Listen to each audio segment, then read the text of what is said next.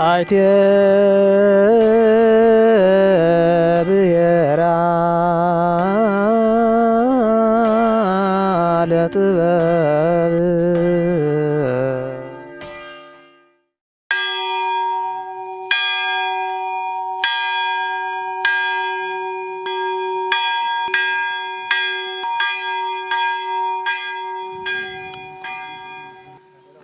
አብ ወወልድ ወመንፈስ ቅዱስ አሐዱ አምላክ አሜን። ሰላም እግዚአብሔር ምስኩላትና ይኹን። ሚድያ ጥበብ ይብራህ ብቴሌቪዥን ከምኡውን ብዩቲዩብ ቻናል ትከታተሉና ፍትዋት ተኸታተልትና ሕረኹም ጌርኩም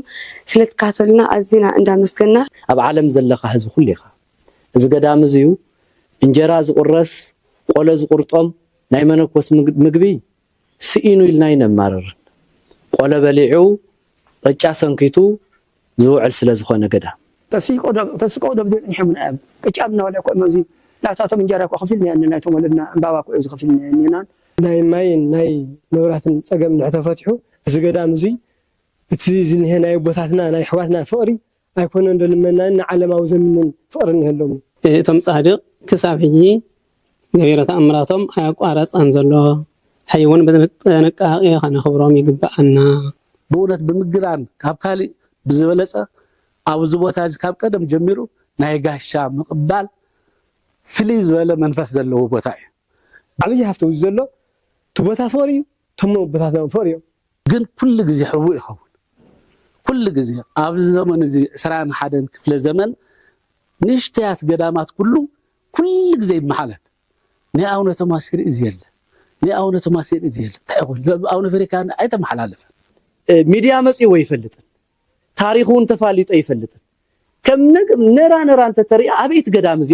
ዝበሃል ሞ ንጽዮን ሚድያ አለው እንሰዋሱ ሚድያ አለው ናይ ቤተ ክርስቲያን ናይ መንበረ ሰላማ ኣብ ትሕት መንበረ ሰላማ ኮይኖሙን ናይ መንበረ ሰላማ ፕሮግራማት ናይ በመንበረ ሰላማ ዝምርሖ ገዳማትን አድባራትን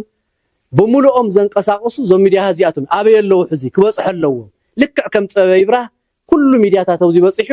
እዚ ናይ ገዳም እዚዩ አፍልጦ ክረክብ ዝገዳም እዚዩ ድሕሪን ምንታይ ብራብዓይ መጠቃለል መልእክተይ በረከት ንቀበል ያ ስለዚ ኣነ ክኸይድ እየ ምስ ጥበብ ይብራህ ተዛራሪበ ምናልባት እስቲ ቦታ ቆረጽዎ እና ክረአ ብዝብል ተዛራሪብና ሓላፍነት ወሲደ ናታቶም ተዛራሪብና ሎሚ እውን ኮይንልና ኩለهم ሊቃውንተ ቦታና ከም ተዛራርኩሞ ተደፍነ ወርቂ ኣብዚ ቦታ እዚ ኩሉ ግዜ ሕቡእ ይኸውን ሊቃውንትና መማሃርና ታሪክና ሳውሎም ኣይተገልጸን ኣቡነ ቶማስ ካብ ኩሉ ደግሞ ናይ አንድነቱ ስሙር ኣብዚ ተጸለየ ጸሎት ኣብዚ ዝድገም ውዳሴ ማርያም ኣብዚ ዝቀርብ መስዋዕቲ ንዓለም ሙሉእ ተስፋ ዝኸውን ዓብይ ቦታ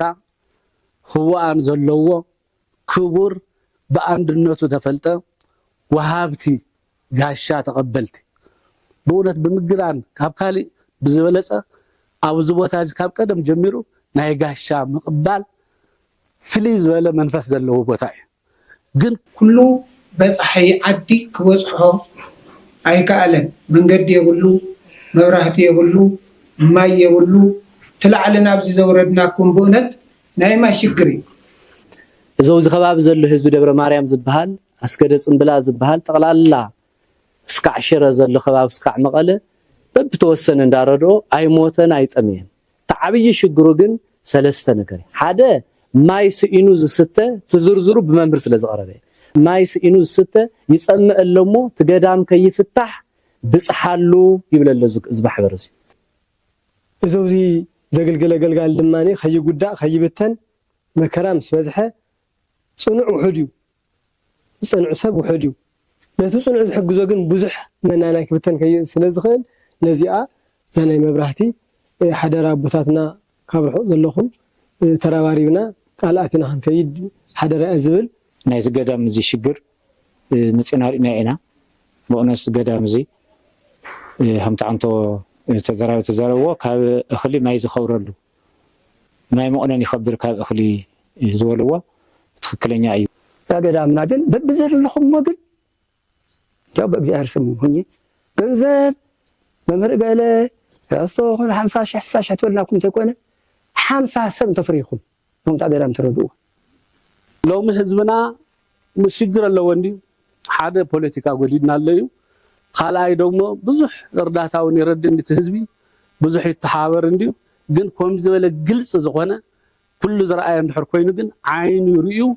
ክህብ ይኽእል ማለት እዚ ገዳምና ብትክክል ሕጂ ተጠይቁ ዘሎ ትማለ ደው ኢሎም ንሓይሊ መብራህቲ መጀመርያ ዓመት 9 ሚልዮን ተባሂሉ ተታሒዙ ተለኪዑ 5.2 እያታ 5 ኪሎ ሜትር ነጥብ 2 እያ ኣፍታላ ዓሊ ደብሪ ነዚኣ 9 ኢሎም 9 ሚልዮን ዓሚ ሽዑ ገንዘብ ስለዚ ነበረና ከሪሙ ለብዘበን ለኩዕልና ኢልና መቐለ ኸይድና ትናይ መቐለ ኣሸኩሉ ከምቲ ዓንተ ዝበልና ዮም ሰባ ዘሊባኖስና ምስ መላእከ ገነት ከይድና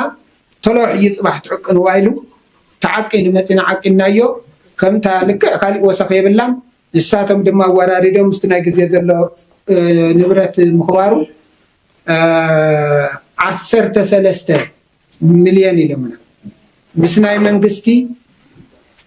ነጥብ 2 ትወስድን 2 ሚልዮን ትወስድን ተሎ 15 ይበፅሕ ትማይ ንብሎ ዘለና እንተእቲናዮ ልዕሊ 10 ይኸይድ ማለት እዩ 10 ሚልዮን እዚ ግን ዝገዳም እዚ ዓቕሚ የብሉ ይኸውን ማለት ድማኒ ዓብይ ሃፍቲ እዩ ንዝገዳም እዚ መብራህቲ ከኣት ኣለዎ ማይ ከኣት ኣለዎ ዝብል ኣቂዶም እቲ እቅድ እውን ትክክል እዩ ማንም ማሕበረሰብ ዝቕበል እዩ ምክንያቱ በዝሎም ግዜ ማይ መቕነን እኽሊ መቕነን እኽሊ ዓቐን ተሪፉስ ማይ ተዓቂኑ ዝወሃቦ መቆት እዙይ ኣፀባ ስለ ዘሎ ኩሌና ዘለና ሓይልና ፀንቂቕና ከይትበርስ ባ ሳውሎም ዘይጠፍአት ገዳምስ ከይትበርስና ኣነ ብግለይ ሓፍተይን ኮይና ኢና መባዕ ሒዝና መፂና ሕጂ ግን ማይ የድሊ መብራህቲ የድሊ ሰባት የድሊ ተባሂሉ ኣሎ ኣነ እውን ናይ ገዛ ስራሕ ሎሚ ሒዘ ኣለኹ ብእውነት በታ ዝዓቕመይ ኣብ ጀርመን ዘለዉ ምእመናን ከተሓባብር እየ ጥበበ ይብራህ ብጣዕሚ ብእውነት ሕና ግዜኹም ባሪኹ ትሰርሕዎ ስራሕቲ እግዚኣብሔር ኣምላኽ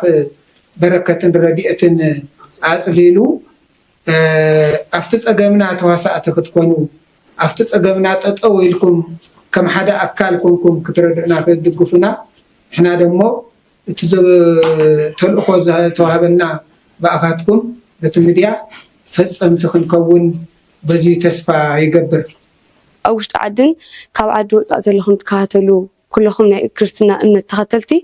እዚ ሚድያ እዚ ኩሉ ግዜ ናይ ገዳማትና ታሪክ እንዳፋለጠ ይርከብ ከምኡ እውን ኣብ ኦርቶዶክስ ተዋህዶ ቤተክርስትያን ትግራይና ድሕሪ ፅንተት ህዝብና ህዝቢ ትግራይ ናይ ትግራይና ታሪክ ምምላስ ከምኡ ናይ ከተማና ናይ ቅድስቲ ከተማ ኣክሱም ብራኸ ምዕባይ ዝሰርሕ ዘሎ ዓብይ ሚድያ እዩ እሞ ኩልኹም ሚድያኹም በዘጋጣሚ ንኽትሕግዙ እንዳተሓሳሰብና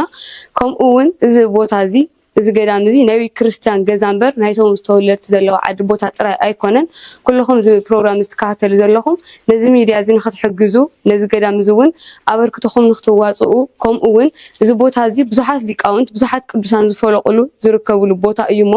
እዚ ቦታ እዚ ብናቶም ፀሎት ብናቶም ብራኪ እያ ዓድና ጠጠው ትብል ዘላ እሞ እዞም ኩሎም ቅዱሳን ቦታት እዚኦም እዚ ብራኪ እዚ ነዚ ዓዲ እንዳሃቡ ብፀሎት ደው እንዳበሉ ብርሃን ክስኡን የብሎምን ብርሃኖም ንኽረኽቡ መብራህቶም ንኽዝርጋሕ ኢሉ እውን ናይ ማይ ቀረብ ንኽረኽቡ ከምቲ ቦታትና ቅዱሳን ዝብልዎ እንበለ ስጋ ይትቀውም ነፍሲ ይሞት ኣስግኦም ደውላ ንኸገልግሉና ኩላና ብዝኸኣልናዮ ብዚ ሚድያ እዚ ኣቢልና ሓገዝና ንኽነበርክት ብዘጋጣሚ እዚ ክንተሓስብ ንፈቱ ኩልኹም እውን እዚ ፕሮግራም እዚ ናብ ኩሉ ንኽባፃሕ ላይክ ሼር ሳብስክራይብ ብምግባር ኣበርክቶኹም ንኽትዋፅኡ ብዘጋጣሚ እዚ ክንተሓስብ ንፈቱ መን ጥዕናን ይሃበልና ቅዱስ ገዳምና እግዚአብሔር ፈጣሪና በአንድነቱ በረድኤቱ ጸግኡ ከም ዘለዎ ካብኡ ንላዕሊ ድማ ናይ ልምዓት እንቅስቃሴ ጸቢቑ ክኸይድ እግዚአብሔር አምላክ ይሓግዘና አቡነ ዘበሰማያት ዲና አምላክን መድኃኒነ ኢየሱስ ክርስቶስ ካህሊቀና ሰራዊት በዘውን ሰላም ነው ወደሙ ይስራኤልኩም ኃጢአትኩም ዘገወርኩም አቋናት ዲያቆናት አጉርተ እግዚአብሔር ወይማተ እግዚአብሔር በስሙርቷን ጻነ ርሴ ምድሏን መንግስተ ሰማያት ዚኦ ማረነ ክርስቶስ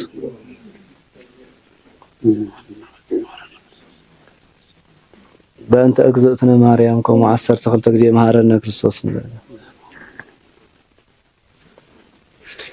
ኦ እግዚእ ኢየሱስ ክርስቶስ ስረ ኃጢአቴ ወኃጢአተ ኩሉ ህዝብ ከዚያ ይፍታማ ይሰር ኃጢአት ሰለስተ ነገር ክብለኩም እዚ ገዳም እዚዩ ጥንታዊ ምዃኑ ታሪኻዊ ምዃኑ ብዙሕ ናይ ቃል ኪዳን ቦታ ምዃኑ ብጎይታ ምህር ተክለ ማርያም ብጎይታ ምህር ተክለ ወልድ በቶም ኣበው ኩሎም ዝተገለጸ ተገሊጹ እዩ ሎማዓንቲ ከም ናይዛ ቤተክርስትያን ናይዛ ገዳም እዚኣ ናይዞም ኣበው እዚኦም ውላድን ከም ናይ ቤተክርስትያን ሓደቦ ከም ህሊናይን ኣእምሮይን ናይዚ ገዳም እዚ ታሪክ ዝረኣዮን ዝተረድአ ሓደቦ ናይ ቤተክርስትያን ግን ሰለስተ ነገር ክብል ይደሊ ኣብ ዓለም ዘለኻ ህዝቢ ኩሉ ኢኻ እዚ ገዳም እዚዩ እንጀራ ዝቁረስ ቆሎ ዝቁርጦም ናይ መነኮስ ምግቢ ስኢኑ ኢልና ይነማርር ቆሎ በሊዑ ቅጫ ሰንኪቱ ዝውዕል ስለ ዝኾነ ገዳም እዚ ከባቢ ዘሎ ህዝቢ ደብረ ማርያም ዝበሃል ኣስገደ ጽምብላ ዝበሃል ጠቕላላ እስካዕ ሽረ ዘሎ ከባቢ እስካዕ መቐለ በብተወሰነ እንዳረድኦ ኣይሞተን ኣይጠምየን ተዓብይ ሽግሩ ግን ሰለስተ ነገር ሓደ ማይ ስኢኑ ዝስተ ትዝርዝሩ ብመምህር ስለ ዝቐረበ ማይ ስኢኑ ዝስተ ይጸምእ ኣለሞ ትገዳም ከይፍታሕ ብጽሓሉ ይብለለ ዝማሕበር እዚ እዚ ናይ መልእኽቲ ናይ መን ናይ ዘውዚ ደብረ ማርያም ገዳም ኣቡነ ቶማስ ዝነብር ማሕበር መምህር ወማሂበር እንካብ መምህር ክስካዕ ተማሃሮ ኣብነት እዛ መልእኽቲ እዚ ኣብ ጽሑልና ስለ ዝበለ ሓደራ ስለ ዝበለ ኣብ ዓለም ዘለኻ ነዚ ሚድያ እዚዩ ጥበብ ይብራ ትከታተል ብሙሉእኻ ስለ እግዚአብሔር ስለ ኣምላከ ቶማስ ማይ ስኢኑ ዝማሕበር እዚ ከይብተነና ማይ ስኢኑ ኣለሞ ተጀመረ ፕሮሰስ ኣለሞ ከመይ ንብጽሓሉ ኩልኻ ብቁርቡ ኣፍቲ ሚድያ እቱ ናይ ቁጽሪ ባንኩን ቀሪበሎ እቶም መምህሩን ኣውሪኢኹም ኣለኹም ካብ ጥበብ ይብራ ይኹን ካብ ኣናይውን ክትረኽቡ ስለ ዝኽእሉ ኣብ መቐለ ለይኩም እትየ ኣብ ደባጉና ኣሎ እዩ ኣብ ሽረ ኣሎ እዩ ኣብ አዲስ አበባ ኣሎ ኣብ ጠቕላላ ዓለም እውን ኣብ ቦታት ኣሎ እዮም ነዚ ዝከታተሉ ስለዚ ነዚዩ ሓደራ ክብል ክልተ ካልአይቲ መብራህቲ ንኽዝርጋሕ ተወሰነ ገንዘብ ተኣኪበሉ ሕዚ እውን ታፍታ ዘለሃኒ ታፍቲያ ተጠራቂመን ምሕደሪ ወይ መውዓሊ ነብሲ ተባሂለን ዝወሃባኒ ወይ ናይ ስጋ ምግቢ ተባሂለን ዝወሃባኒ ኣጠራቂመ ካብ ኣብ ነፍሬካን ሕዳር ጀሚረን ክስካዕ ሕዚ እተን ሒዘን መጽየ ዘለኹ ተን 50,000 ኢለ ዝሕዚ ንእሽተይ ዘበርከትኮ ንምንታይ እዚአን ንምንታይ ከም ኣይለ ዘለኹ ነዚ ህዝብ ናብ ዓለም ዘሎ ህዝብ መርኣያ ንምዃን እምበር እዚ እንታይ ክድግፋ ምንም ይበጽሓን ከም ዝሕይ ተባሂልዎ ዘሎ ናብ 13 ሚልዮን ዝኣክል ጥራይ ነትማይ ነትባ መብራህት መዘርግሕ እንድሕር ኮይኑ ተኻሊእ ፕሮሰስ ማይ ትረፍ እዚ እንድሕር ኮይኑ ግን ሕዚ ተወሰነ ኢና ኸይድና ዘለና እሞ መብራህቲ ኣቡነ ቶማስ ዓለም ኩሉ ብዝበረሃሉ ግዜ ኣቡነ ቶማስ ገዳም መብራህቲ ስኢና መን ይብለሎ ዘመውዝኛው ኣዴታት ዘመውዝኛው ቦታት ዘመውዝኛው ኣበው መምህር ወማሂበር ናይ ኣቡነ ቶማስ ገዳም እዚ መልእኽቲ ዝሕልፉልና ይብለሎሞ ስለ እግዚአብሔር ዛ መብራህቲ ሓጽር ግዜ ክንእትዎ ኩሙትየ ዘለኹም ዓለም ኩሉ ዘለኹም ክትንቀሳቀሱ ኣብ አዲስ አበባ ዘለኹም ኣብ መቐለ ዘለኹም ኣብ ሽረ ዘለኹም ኣብ ደባጉና ዘለኹም ኣብ ደብረ ማርያም ዘለኹም ገዳሙን ክንቀሳቀሱሞ እግዚአብሔር ክሕግዘና ናብዛ ገዳም እዚ ኣንምጻ በረከት ንሕፈስ ንነብስና ንስጋናን ጸጋ ንርከብ ደቅና ነባርኽ ገንዘብና ነባርኽ ሃፍትና ነባርኽ ገዳም ንሓሉ ማሕበር ከይብተነና ንሓሉ ትብል ናይ መጨረሻ መልእኽቲ እሞ ገዳም ኣቡነ ቶማስ ማይ ጸምየም ቦታትና መብራህቲ ስኢኖም ማይ ንብጽሓሎም መብራህቲ ንብጽሓሎም ገዳምና ክሕሎም እንቲ ስለ እግዚአብሔር ክብል ይደሊ ካብዚ ብምቕጻል ኩሉ ግዜ መልአከ ፀሐይ ቆሞስ ኣቦናን ሓውናን ኣባይለ መለኮት ነዚ ገዳም እዚ ኸልዕሉ እንተለው ምዝራብ ይዛብዮም ኣነ ገርመኒ ኩልህና ዓቢና እንዲና ኣብዚ ገዳም ኩልህና ፍቅረ ኣለና እንዲ ኣነ እውን ብጣዕሚ ውሽጢ ሓፍሓፍ ዝብል ገዳም እዚ ኸልዕል ተለው ናቶም ተወሰነ ተፈለየ ይበቃ ኣብ ወፃ ኮይኖም ደው ኢሎምካ ኣቡነ ቶማስ ትብሉ ተለው ከመይ እዩ ታፍቱ ኩልህና ንላዕል ከመይ እዩ ብጣዕሚ ፍቅሪ ዘለዎም ይብል ሓሚሞም እውን ከም ተዓንቶ ተባሃለ ናብዛ ገዳም እዚኣ ዘይመፁ ከም ካሊእ ታብ መንገዲ እውን ይምለሱ ስለዚ እዚኦም ኣቦና ሕዚ እውን 100,000 ምስቱ ዝነበርዎ ናይ ሕማምን ናይ ሽግርን ኑሮ 100,000 መፅኦም ባዕሎም በኣካል መፅኦም ዝምርካቦም 100,000 ዘይኮነስ 100ታት ዘይኮነስ ሚልዮናት ኢና ንቆፅሮሞ እስቲ ነዞም ኣቦ ሞራል ሃውለይ ብስም ማሕበር ይኽብለኩም ይገርም ግርምሞ ብሓቂ ኩራት ተመልከትና ከምቲ ዝረኣናዮ እዩ እዚ ገዳምና እዚ ዓብይ ገዳም እዩ እንዳ ኣቡነ ቶማስ ብዙሓት ዓበይቲ ሊቃውንቲ መነኮሳት ኣቦታት ዝወፅሉ እዩ ድሓር መልአከ ፀሓይ እውን ብዝበለፀ ክገልጹልና እዮም እሞ ከመይ ሪኦሞ ገዳሞም ከመይ ረኺቦሞ ዝብል እስኪ ናብኡ ንእቶ ብዙሓት ኣቦታት መነኮሳት እውን ተረኺቦም ኣለው ብኣውሩ ከዓ ብፁዕ ኣቡነ ዮሃንስ እውን ተረኺቦም መልእኽቶም ኣሕሊፎም ኣለው ድሓር ናብ ተመልከትና ክነብል ኢና ከመይ ነይሩ ጉዕዞ እንዳ ኣቡነ ቶማስ ክኸዱ ከለው ጥበብ ይብራውን ያው ተኸቲልዎም ከይደሎ ከመይ ነይሩ ትጉዕዞ ዝብል እስኪ ካብኡ ንፈልም ኣቦና መቸም ከምቲ መጀመርያ ተጠቕሰ ድሕሪ 6 ዓመት ክኸይድ ተለኹ ያው ዓድና ከምቲ ትፈልጦ ናይ ሎሚ 4 ዓመት ናይ ጄኖሳይድ ፅንተት ህዝቢ ትግራይ ተጨፍጨፈሉ ብዙሕ መከራ ተቐበለሉ ብዙሕ ህዝቢ ዝሃለቀሉ ብዙሕ ተሰደደሉ ናይ መከራ ዘመን ከም ዝነበረ ኩላና ንፈልጦ ኢና ድሕሪ ዝመከራ ንስቃይን ፅንሰትን ጄኖሳይድን ኸይደ ትገዳምና ውነይ ክሳብኡ በፂሖም ከም ዝነበሩ እቶም ወረርቲ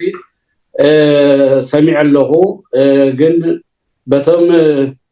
ቅዱሳን ተራዳእነት ናይቶም ቅዱሳን በረከት ኣይተፈልዮም ብዙሕ ነገር ኣይተወደአን ትገዳም ብዙሕ ነገር ውነይ ኣይወፅሖም እንዲያውም ጾይሞም ከም ዝደየቡ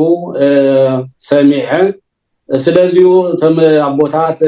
ኩሎም ድሓን ረኺበዮም ትገዳሙን ድሓን ረኺበዮ በእውነቱ ኣብዚ ኩሉ መከራ ተሪፉ ካብዚ ኩሉ ስቃይ ሓሊፉ ብሰላም ኮመ ምርካበይ ብጣዕሚ ደስ ይብልኒ እቶም ኣቦታት ውነይ ረኺበዮም ብሰላም ፅቡቅ ነይሩ ጉዕዞ ያው ብፁዕ ኣቡነ ዮሃንስ ናይ ፍሬምናጦስ ናይ ትምህርቲ ቤት የበላይ ሓላፊ ዝኾነ ኣቦ ንሶም ካልኦት 4 ኣቦታት ፈለስቲ ኣኸቲሎም ሓቢርና ምሳይ ከይዶም ፅቡቅ ጉዕዞ ደስ ዝብል ጉዕዞ ነይሩ ንኽብል ኢለ ብኣጠቃላሊ ብሓቂ ደስ ዝብል ነይሩ ብዝበለፀ እውን ተመልከትና ክሰምዕዎን ክሪእዎን እዮም ብፁዕ ኣቦና ኣቡነ ዮሃንስ እውን በቲ ርቱዕ ዝኾነ ኣንደበቶም ናይቲ ገዳምና ዝነበሮ ኩነታትን ንቐፃሊ ክኸውን ዝግብኦ እውን ብሪሆምን ገሊፆምን ኣለዉ ግን ቅድሚ ናብኡ ምሕላፍና ክቡር መልኣከ ፀሓይ ምስ ገዳም እንዳ ኣቡነ ቶማስ ዘለዎም ምትእስሳር እንታይ ይመስል ዝብል ነገር ንእሽተውን ተመልከትና ናቶም እውን ተዘብርሁልና ያውም ኣነ መቸም ሰብ ስለ ባዕሉ ከምዚ ኢልካ ምዝራብ ብዙሕ ኣይተለምደን እዩ ኣነ ያው መፍቲ ከባቢ ዝዓበኹ ተኸብቲ ከባቢ እውን ተወለድኩ እየ ካብኡ ደሞ ብምንኩስናም ኣቡነ ቶማስ ብ75 ዓመተ ምህረት ብናይ ሃገርና ኣቆፃፅር ኣብቲ ገዳም መንኩሰ ናይ ምንኩስና ህይወት ሁሉ ተቐቢለ ኣቦታት እንዳረዳኹ ናይ ገዳም ኣገልግሎት እንዳገልገልኩ ሁሉ ማሕበር ብዝኣዘዙኒ እናተኣዘዝኩ ነይረ ካብኡ ግን ድሕሪ ተወሰነ ግዜ ኣገልግሎት ያው ናብ ማእኸል ዓዲ ኸይደ ኣብ ማእኸል ዓዲ ነይረ ካብኡ ድማ ናብ ጀርመን መፅየ ግን ይኹን ዳእምበርት ዋና መሰረታዊ ነገር ኣብ ዘለኹ ሃልየ ኩሉ ግዜ ምስ ትገዳመይ ህይወት ተተሓዘ ኢናተይ ዓዲ እንድሕር ከይደ እኳ እንዳ ኣቡነ ቶማስ ዘይረገፅክዎ መፅየ ይፈልጥን በቲ ዝዓቕመይ ውነይ ደሞ ነቲ ገዳም ገይረአ ኣይብልን እየ ብጣዕሚ ንእሽተይ እዩ ግን በቲ ድልየት ኣለኒ ንክገብር በቲ ዝዓቕመይ ውነይ ደሞ ብመጠኑ ንእሽተይ እውን ይገብር እየ ስለዚ ምስቲ ገዳም ዘለኒ ህይወት ተተሓዘ እዩ ኣነ ውነይ ናይቶም ኣቦታትን በረከትን ኣይገደፈንን ጸሎቶም ኣይገደፈንን ብዙሕ ፈተና እውን ተጋጠመኒ በቶም ናይ ኣቦታት ጸሎት በረከት ክሳብ ሕጂ ብእውነቱ ብሰላም ይነብር ኣለኹ ኢለ ዝኣምን እና ከምዚ ምስቲ ገዳም ተተሓዘ ህይወተይ ንኽብል ኢለ ብሓቂ ንዕኡ እውን ኸይዶም ብእግሪ ጉዕዞ እዩ ኣብዝሓ እውን ከም ሚድያ ጥበብ ይብራህ እውን ፈለማ እዋን እዩ እዮም ዝበሉ እቶም ኣቦታት ድሓር ተመልከትና እውን ክሰምዕዎ እዮም ኣብዝሓ ሚድያታት እውን ክኸድኦ ዘይኽእላ ንእሽቶ ውፅእ ዝበለ ስለ ዝኾነ እንታፍቲ መኪና ዝኣትዎ በዚ ምክንያት እዚ ከምቶም ካልኦት ገዳማት ብቐሊሉ ክጉነ ኣይከኣለን ንቐፃሊ ግን ብዙሕ ነገር ክስርሐሉ ከም ዝግባእ እውን እቲ መልእኽቲ እውን ሕሊፍካትኩም ኣለኹም ኢኹም ትግራይና ናይ ብዙሓት ዓበይቲ ገዳማት ማህደር እያ ካብዞም ዘለዉ ገዳማትና ሓደ ድማ ዝገዳም እዚ እዩ እሞ ካብቶም ዘለዉ ገዳማት ፍሉይ ዝገብሮ እንዳ ኣቡነ ቶማስ እንታይ እዩ ካብቶም ካልኦት ዘለዉ ገዳማት ብተፈለየ ዓይነት መልክዑ ዝተፈለየ ህያብ ዝተፈለየ ኣስተዋፅኦ ኣለዎ ክንብሎ ንኽእለሉ ምክንያት እንታይ እዩ እስኪ ኣብዚኣ ንእሽተውን ተመልከትና ተዘብረሉ መቸም ናይ ቅዱሳን ቦታት ኩሎም ብልላፅ ኣይከኣልን እዩ ነናይ ባዕሎም ጸጋ ነናይ ባዕሎም በረከት እግዚአብሔር ዝሃቦም ኣለዎም እዩ በተለይ በእውነት ናይት ከባቢ ቅዱሳን ብዙሕ ግዜ ዘድልዮ ታሪክ ኣለዎ ኣይተነግረሉን ክሳብ ሕጂ በተለይ ዝናይ ጽምብላ ዝበሃል ዓዲ ዘለው ቅዱሳን ክሳብ ሕጂ ብምንም ኣይተነግረሉን ማለት ይካል ነናይ በዓልታቶም ጸጋ ኣለዎም በተለይ ብ13 ክፍለ ዘመን ዝነበሩ በአምደ ጽዮንና መወዳታ በሰርጸ በሰይፍ አርአድ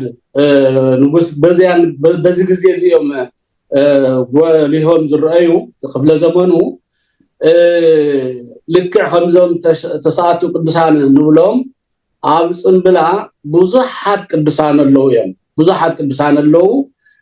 ትገዳማት ገሊኡ በደብረ በቀሳውስትና ተቀደሰ ዝነብር ገሊኡ ነይ ዓኒዩ ጥዑና ሳብሎም ኣሎ ዳውነ እስጢፋኖስ ዳውነ ዘራብሩክ ዳውነ ተኸስተን ዳውነ እንዳተባለ ዝነበር አሎ ገሊኡ ደግሞ ዳውነ ሰረቀ ብርሃን አውነ ፊሊሞና አውነ ገብረ መስቀል እናተባሉ ደብረታት አለው አውነ ሳሙኤል አሎ ባብዩ ናህና ገዳም ደግሞ አውነ ቶማስ ይባልና ካፍተ ሕቶ ፍሊ ዘብሎ ዘብል ሓደ ነገር ኣሎ ምሳሌው ከም ዝራእኻዮ ስእሉ አድመቱን ከም ዝርእይዎ ዓቀብ ወፂኻ እዩ ዋና ደብር ዘሎ ኣብቲ መጀመርያ ዝነበረ ምሕራም ይበሃል ናይ ካውን ላዕሊ ናይ ሕርመት ቦታ ስለ ዝኾነ ብጣዕሚ ስርዓተ ገዳም ጀሚሩ ዘለዎ ናይ ባዕሉ ፍልይ ዘብሎ ኣብቲ ደብር ክንወፅ እንተለና ጾም ናይ ጾም ምግቢ ኣብቲ ደብሪ ናይ ስዕረት ምግቢ ኣይብላዕኒ ማለት ናይ ጥሉላት ከም ናይ ብጾም ከም ዝሕጅ ንጾም ዘለና ጾይምካ እንተ ዘይኮንካ ኣብ ደብር ብጾም ይዝንበር እምበር ብናይ ስዕረት ነገር ኣይብላዕኒ ስለዚህ ኣብቲ ምሕራም ዝበሃል ደሞ ኣብቲ መጀመርያ ተራእየ ዘሎ ቤተክርስቲያን ኣውኡ ኣንስቱን ይኣትዎ ይሳለማ ሰብነው ይግልገለሉ ካልኦት ማለት እዩ ፈለስቱን ደሞ ዓመት በዓል ክኸውን ተሎ ኣው ታሕቲ ይበልዑ ናብ ደብሩ ክወፅ ንሕርኮይኖም ግን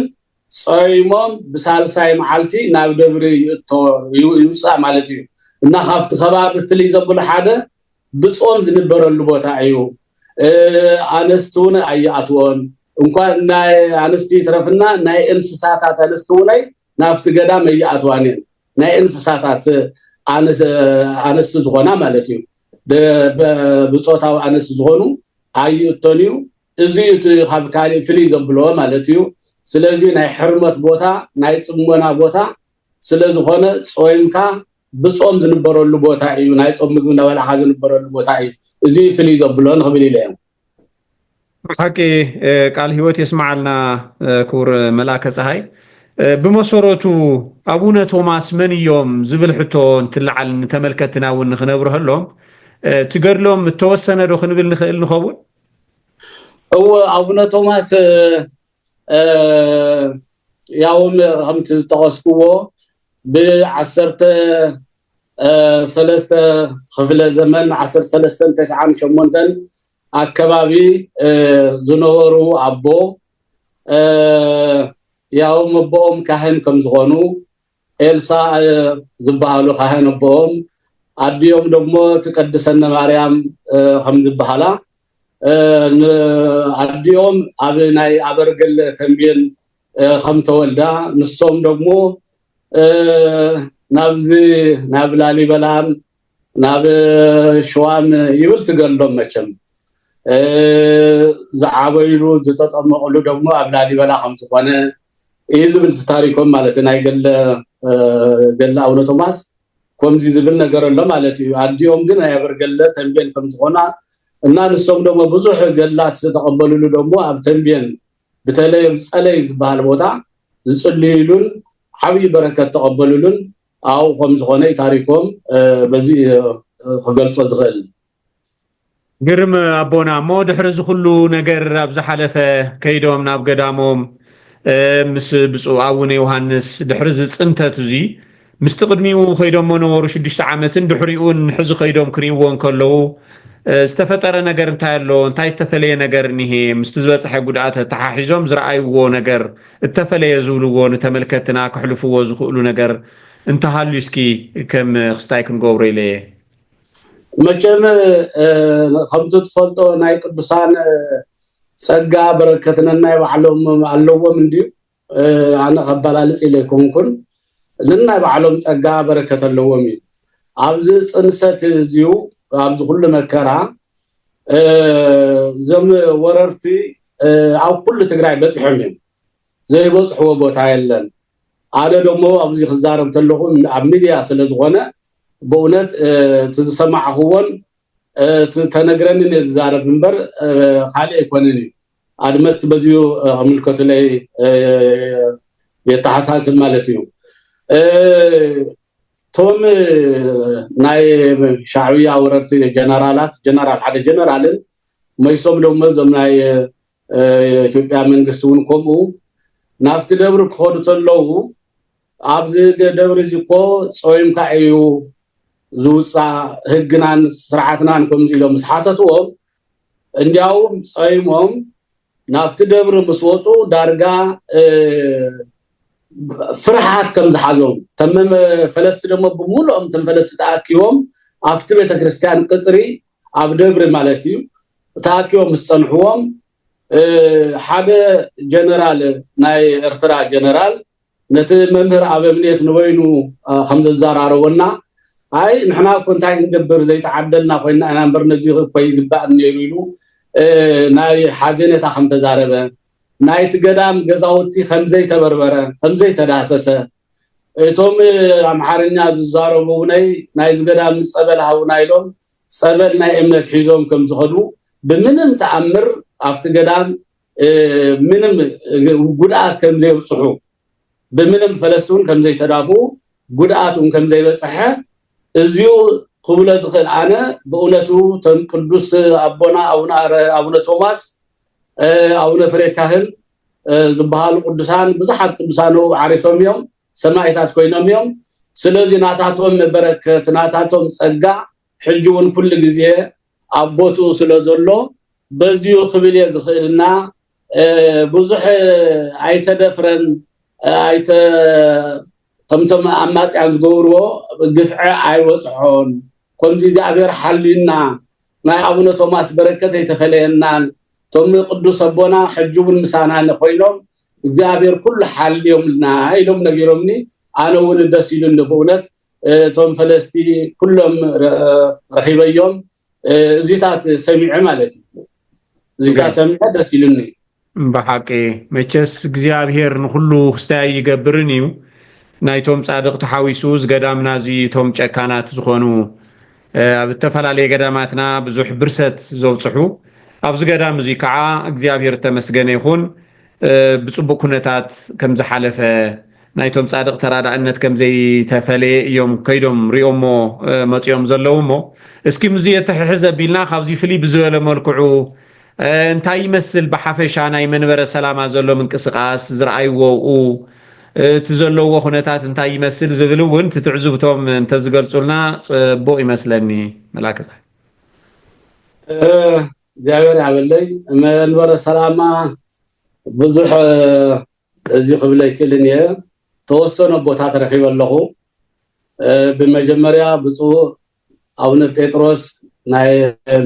ምዕራብ ትግራይ ናይ ሽረ ሊቀ ጳጳስ ረኺበዮም ከም ደሞ ብፁዕ ኣቡነ ዮሐንስ መይሰ ደሞ ከም ጋር አጋጣሚ ኣክሱም ከይደ ናፍታ ዓብይ ቦታና ናይ ሃይማኖት መሰረት ዝኾነ ቦታ ናይ ቃል ኪዳን ቦታ ናው ከይደ ክሳለም በረከት ክረክብ ኢሎም ስከልኩ ብፁዕ ኣቡነ መርሃ ክርስቶስ ናይ ምስራቅ ናይ ዓድግራት ሊቀ ጳጳስ ናይ ሕጂ ደሞ ናይ መንበረ ሰላማ ናይ ግዝያዊ ወይ በድኽስታይ ያለው ይመስለኒ ሕጂ ንሶም እዮም ሰብሳቢ ዘለው ናይ ሲኖዶስ መንበረ ሰላማ ሲኖዶስ ሰብሳቢ እዮም ኣብ ኣክሱም ረኺበዮም ኣብ ቢሮኦም ከይደ ሰላም ኢለዮም ናይ መንበረ ሰላማ ናይ ሊቃነ ጳጳሳት معرفي እናተሰርሐ ደስ ብዝብል መልክዑ ንሶም ነዚዩ ንኸፈጽሙ ንኽቆጻጸሩ ንመምርሒ ክህቡ ኣብኡ ረኺበዮም ከምኡ ደሞ ብፁዕ ኣቦና ኣቡነ ሰላማን ረኺበዮም ብፁዕ ኣቡነ መቃርዮስም ረኺበዮም እዚኣቶም ረኺበለኹ ብመጠኑ እውን ተነጋጊረ ዘለን ሓሳቡ ናይ ገሊጸ ካብኣቶም ናይ ትምህርቲ ረኺበ በረከትም ረኺበ ተባሪኸ ጽቡቕ ግዜ በተለይ ጽቡቕ ሓሳብ ተለዋዊጠ መጽየ ትዘሎ አካይዳው ናይ ደስ ይብል በቲ ዘለን መንፈሱን ኩላህና በእውነት ይደልዎ ኢልና አይዞኹም በርትዑ ብዝብል ኩላህና ንሕና ውነይ አጎኖም ከም ዘለና ነዚዩ ናይ ሓሳበይ ገሊጸ መጽየ ኣለኹና ናይ ቦታት በረከቱ ረኺበ እዚኣቶም የረኺበ መጽየ ማለት እዩ ግርም ኣቦና እንኳን ኣብዚ ውቃዕና ክንብል ንሕና እውን ብሓቂ ድሕርቲ ብዙሕ እዋናት ናይ ዓርስና ቤተክርስትያን ክኢልና መንበርና መንበረ ሰላማ ተገይሩ ናብዚ ብርክዚ ተበፂሐሎ እቲ ናይ ጥንቲ ድማ ተንሲኡ ድማ ከምቲ ናይ ጥንቲ ናይዞም ቅዱሳን ኣቦታትና ነልዕሎ ዘለና ኮይኑ ንሪእየሉ ግዜን ሰዓትን ድማ የምፃልና ኣብ ምባል እዩ እቲ ኸይዲ ዘሎ እሞ እንኳዕ ናብዚ የብቅዖም እንኳዕ ምስ ብፁዓን ኣቦታትና እውን ተራኺቦም ዘሎ ኩነታት ሪኦም ምምፃእ እዚ ዓብዪ ጉዳይ እዩ ዝምነይዎ ዝነበሩ ጉዳይ እውን ስለ ዝኾነ እንኳዕ ኣብቅዖም ኢና ክንብል እሞ ምዚ ተሓሒዝና ኣብ መወዳእታ ብዩቱብን ከምኡ እውን ድማ ብቴሌቪዥን ኣብ ዓዲ ዝምልከተና ዘሎ ህዝብና ይኹን ሊቃውንተ ቤተክርስትያን ዘሕልፍዎ መልእኽቲ እንተሃልዩ ምስ ናይ ገዳምና እውን ተሓሒዞም ኣብ መወዳእታ ዘሕልፍዎ መልእኽቲ እንተሃልዩ ክንቅበል እሞ ካብኡ ንሶም ብዝመርሕዎ ዝተገብረ ጥበብ ይብራህ ዘሳናድኦ መደብ ብዛዕባ ዝዓብዪ ገዳምና ዝኾነ እንዳ ኣቡነ ቶማስ ድማ ናብ ተመልከትና ክነብል ኢና ቅድሚኡ ግን ዘሕልፍዎ መልእኽቲ እንተሃልዩ ናብኦም ከብል ኣነ መቸም እቲ ዋና ሓሳበይ ዝነበረ ተጓዓዝ ኩሉ ውነይ ናይ ኣቡነ ቶማስ ገዳም ክሳብ ሎሚ ጥንታዊ ታሪካዊ ቦታ ክኸውን እንተሎ ግን በዚ ብሚድያ ግን በእውነት ከምቲ ጥንታውነቱን ከምቲ ታሪካውነቱን ብዙሕ ይርአን ሎሚ ደሞ እቲ ግዚኡ ናይ ሚድያ ዘመን ናይ ቴክኖሎጂ ዘመን ስለ ዝኾነ ክሳብ ሎሚ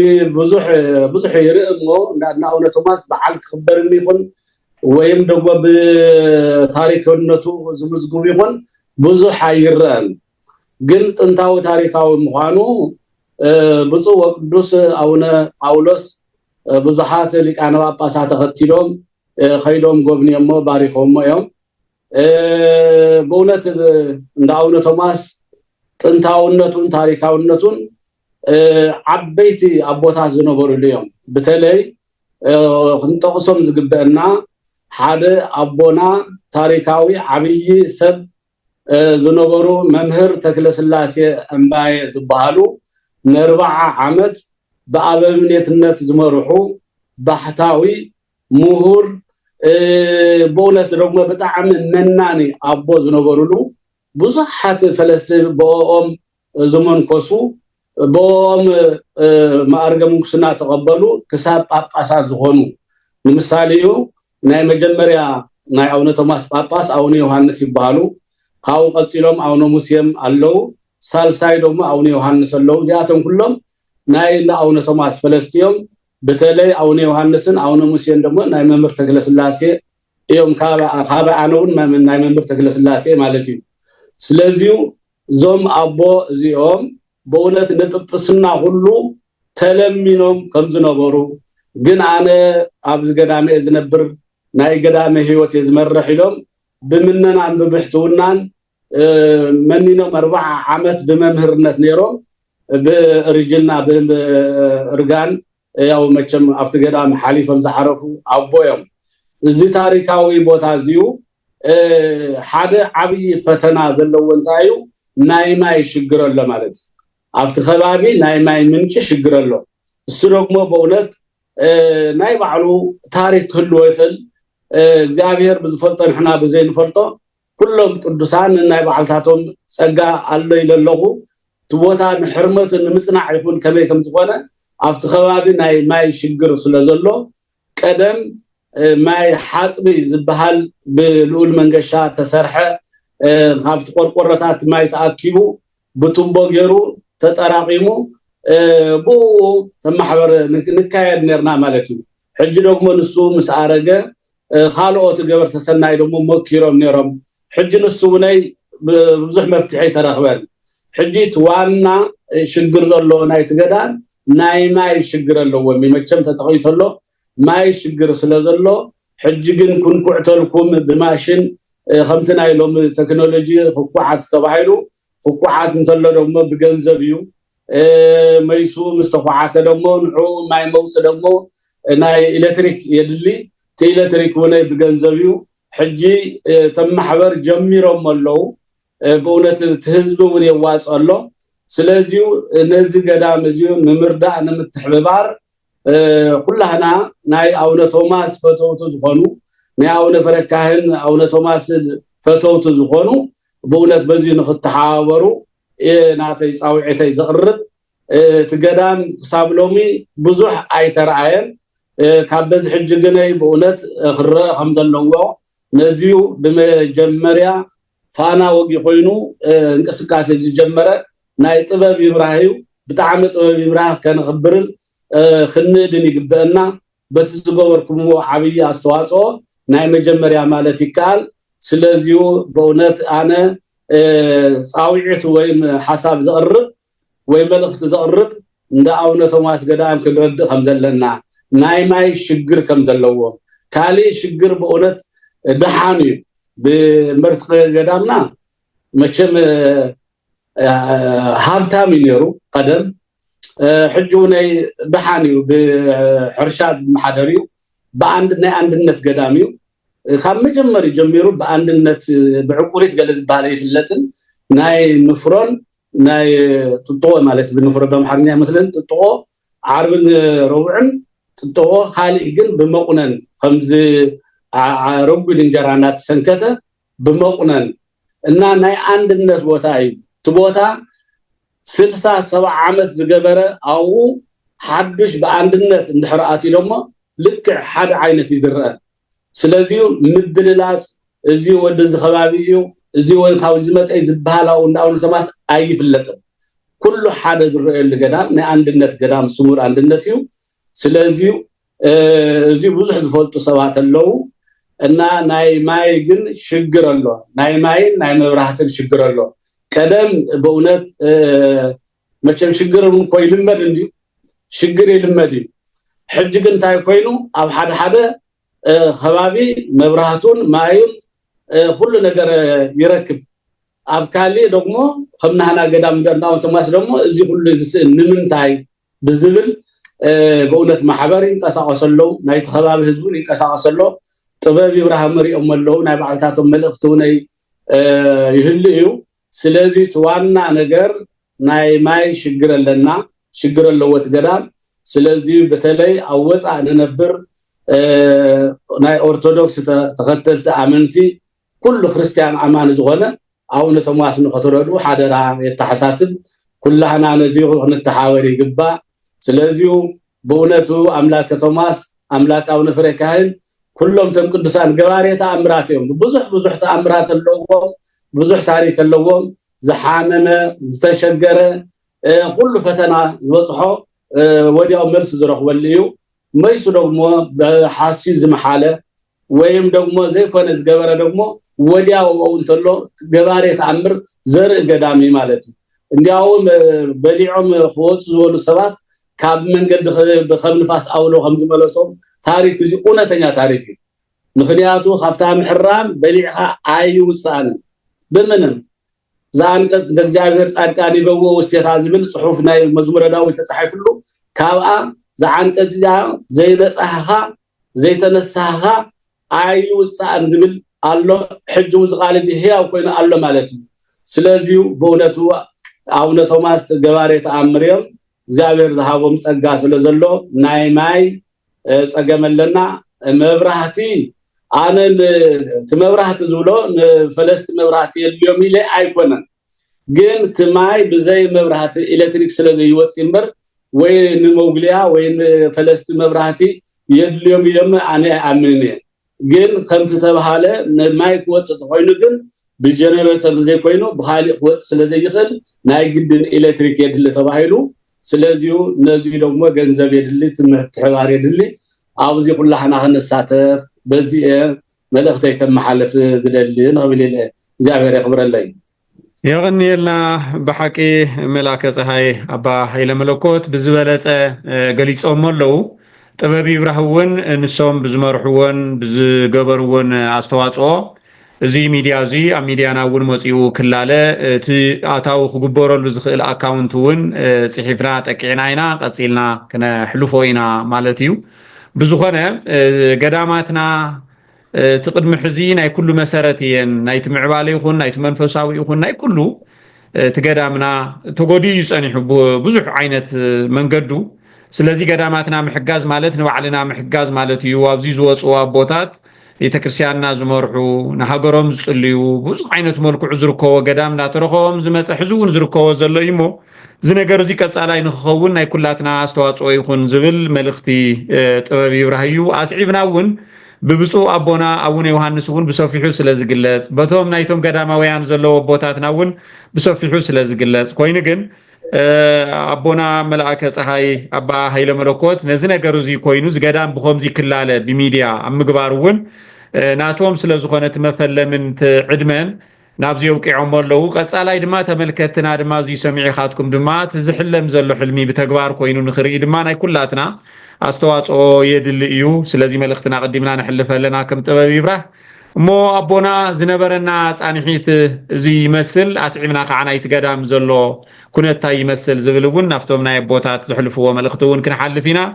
ኣብ መወዳእታ ተሪፉኒ ዝብልዎ ተሃልዩ ክንቅበል እሞ ብቐጥታ ንተመልከትና ናፍቶ ስዒቡ ዘሎ መደብ ኣብ እንዳ አቡነ ተማስ ገዳም ሓቢርኩም ከይድኩም ዝገበርኩሞ ኩነታትን ዘሕልፍኩም ሓሳብን ናብኡ ክነብል ኣነም ላጠቃለልክየ በእውነቱ ብዙሕ خذ مزرابي كان نيرو ግን ደግሞ ሁሉ ገደብ ስለዘድሊ ያውም ትጉዕዞ ጽቡቕ ነይሩ ከምቲ ዝተኸስካዮ ድልየቱን ስለዝነበረኒ በተለይ ብፁዕ አቡነ ዮሐንስ አርባዕተ አቦታት ማሕበር ምሳይ ብምኽያዳቶም ብጣዕሚ ደስ ኢሉኒ በእውነቱ ብጣዕሚ كل ነገር ደግሞ ናተይ ክስታይ ነይሩ ከምዚ ተኸስካዮ ዘምናይ ሚዲያውነይ ተዛራሪና ዝገበርናዮ ነገር ኮይኑ በቲ ዝሓሰብክዎ ኩሉ ስለዝኾነለይ ኣምላኸ የመስግን ብጣዕሚ ደስ ኢሉኒ እዩ ኩሉ ነገር ጽቡቕ ግዜ ሕሊፍና ስለዚዩ ሓፂር ግዜ ኮይኑ እምበር ብጣዕሚ ደስ ዝብል ጉዕዞ ነይሩ ኣገልግሎት ነይሩ ደስ ኢሉኒ እግዚአብሔር ኣምላኽ ደመን ወደፊቱ ዕድመን ጽናን ይሃበና ወደፊት ደግሞ ቀጻላይ ማለት እዩ ይግኒልና በሐቂ ባርኾቶም ይጽሐና ክቡር መልአከ ፀሐይ አባ ኃይለ መለኮት ንሕናውን ናይ ዝበረኸት እዚ ተሳተፍቲ ክንከውን ስለዝገበሩና በዚ ምኽንያት እዚ ኣዝና ነመስግን ኩራን ተመልከትና ኣስዒብና ንቕርቦ ኣብቲ ገዳም ዝተኻየደ ብፁዕ አቦና አቡነ ዮሐንስ ብዝተረኸብዎ ከምኡውን መልአከ ፀሐይ አባ ኃይለ መለኮት ካልኦት ኣቦታትውን ኣስማቶም ስለዝገልጹ ናይ ስራሕ ሓላፍነቶምውን ስፍሕ ዝበለ ኣብቲ ገዳም ንሕናውን ብመንፈስ ኣቲና እቲ ገዳም እንጉብንየሉን እንሪእሉን ናይቶም ኣቦታትውን መልእኽቲ እንሰምዐሉን ሓቢርና ተቐሪጹ ናባኻትኩም ነብሎ ኣለና ኢና እሞ እዚ ከም መኽፈቲ ኢና ጌርናዮ ዘለና ብሰላም እውን ተመሊሶም እንኳዕና መንበሮም ብሰላም መለሶም ንኽንብል መልአከ ፀሐይ እውን ከምኡውን ከም መኽፈቲ ጌርና ክንኣትዎ ስለዝግባአና ኢና ናይ መኽፈቲ መደብ ኢና ጌርና ዘለና ኣስዒብና ግን እቲ ሓገዝ እንትግበር እውን ከምዚ እናመፃና እቲ ገዳምና ከመይ ወፂሑ እንታይ ተገይሩ ዝብል እውን ተኸታታሊ መደባት እውን እናስዕብና ክነቅርብ ኢና ስለዚ ጥበብ ይብራህ ዓብዪ ዕላምኡ ኣብያተ ክርስቲያናትና ገዳማትና ናፍቲ ዝነበሮ ልዕልነን ክምለሳ ህዝብና እውን ናፍቲ ትክክለኛ ዝኾነ እምነቱን ሃይማኖቱን ኣትዩ ኣሰረ ቦታቱ እናሰዓበ ናፍቲ ሰናይ ዝኾነ ፍቕሪ ናፍቲ ሰናይ ዝኾነ ጉዕዞ ክንከይድ እሞ ምስ ኣቦታትናን እኖታትናን ዝነበረ ኣምላኽ ሕዚ እውን ምሳና ኣሎ እዩ ካባና ይተፈለየን ስለዚ ስለዘይተፈለየና ምስቲ በፅሕና ዘሎ መፅነቲ ድሕሪ መፅነቲ ግን እንትንስአሉን ሕብረትና እነስጥመሉን እንፋቐረሉን ናፍታ ናይ ጥንቲ ዝኾነት ቤተ ክርስቲያንና እውን እንድይወሉን ግዜን ሰዓትን ክኸውን እዩ እንሰርሖ ዘለና ስለዚ ነዚ ሚድያና እዚ እውን ኣብ ምሕጋዝ ቀጻላይ ንክኸውን ብፍላይ ዝናይ ሳተላይት ንሕልፎ ዘለና ብዓዲ ሙሉእ ዝሪኦ ዘሎ ቴሌቪዥን በብወርሑ ዝኽፈሎ ዘሎ ቀሊል ስለ ዘይኮነ ነዚ ሚድያና እዚ ኣብ ምሕጋዝ ናይ ኩላትና ኣስተዋፅኦ ይሃሉ ክንብል ንፈቱ እሞ ክቡር ኣቦና ዝነበረና ፃንሒት እዚ ይመስል ኣብ መወዳእታ ባርኾት ይግበሩልና እሞ ናብቲ ተስዒቡ ዘሎ መደብና ክንሓልፍ እሺ ትጉዕዞና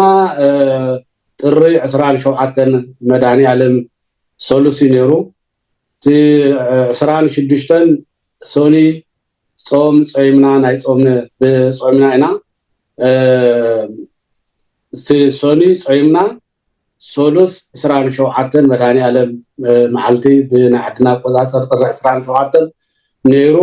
ስለዚ ናፍቲ ገዳም ጾይምና ከም ዝኸድናን ማለት እዩ ኩሉ ጽቡቕ ነይሩ ኣቦታት እውን ስነ ስርዓት ተቐቢሎምና ኣብ ደብሪ ጎብኒና ምስ መጻና መሽና ኣብቲ ምሕራም ኣብቲ ናይ ምግቢ ጥልላት ዝብልዖ ኣብ በጽቡቕ ነገር ተቐቢሎም መስተናጊዶምና ጽቡቕ ነይሩ እቲ ገዳምና ጋሻ ተቐባሊ እዩ ጽቡቕ ነይሩ እግዚአብሔር አምላክ በረከቱን እቲ ቪድዮ እንታይ እዩ ቀዲሙ ተቆሪጹ ንምንታይ ደንጊዩ ዝብል እውን ሓደ ሓሳባት ይመጸና ስለ ዝነበረ ዘደንጎናሉ ዋንኡ ምክንያት ኣቦና እውን ብሰላም ናብ መንበሮም ተመሊሶም ሓቢርና ከምዚ ኢልና እናዘተና ነቲ መደብ ክነቅርቦ ኢልና ኢና ክሳዕ ሎሚ ኣጽኒሕናዮ ዘለና ዳኣምበር እቲ ስራሕ ኤዲት ተገይሩ ኩሉ ነገር ተወድእሉ ቅድም ክብል እዩ ስለዚ ብከምዚ ኢልና ንክነቅርቦ ኢልና ኢና ኣጽኒሕናዮ ነርና ዝብል ንተመልከትና ነቶም ናይ ገዳም ዘለዎ ቦታትናን እውን ኣቀዲመታ መልእክተይ ክሕልፍ ስለ ዝደለኹ ይቅርታ ቋሪፀዮም ናፍቲ መደምደምቱ ክንከይድ ንኽእል ኢና ልክዕ እዩ እናተዮ ናይ ድልየቱን ኮም ስለ ዝነበረ ሓቢርና እናተዛራረብና ከምዚ ናይ ሎም ሓንቲ ክሳብ ዝምለስ ምስተመለስኩ ይኹን ብዝብል ናተይ ፈቃዱ ናይ ናተይ ሓሳቡን ስለ ዝነበረ ንኣድመፅና በዚሁ ናይ ክርድኡልና ልክዕ እዩ ጥበብ ይብራህ ምስተመለስኩ ከምዚ ክንዛራረብ ተባሂልና ዝገበርናዮ ኢና ስለዚ ዘንግዕ ብኻሊእ መልክዕ ከምዘይኮነ ይረድኡልና ኣድመፅትና ስለዚ ኩሉ ነገር ጽቡቕ ይነሩ እግዚአብሔር ያበለኝ እምበር ስዒምና ናፍታ ካልኣይቲ ክፋል ዘላ ክንሓልፍ ኢና ኣብዚኣ ከንሰናበቶም ኢና ሓቢርና ንከታተሎ እቲ መደብ እሺ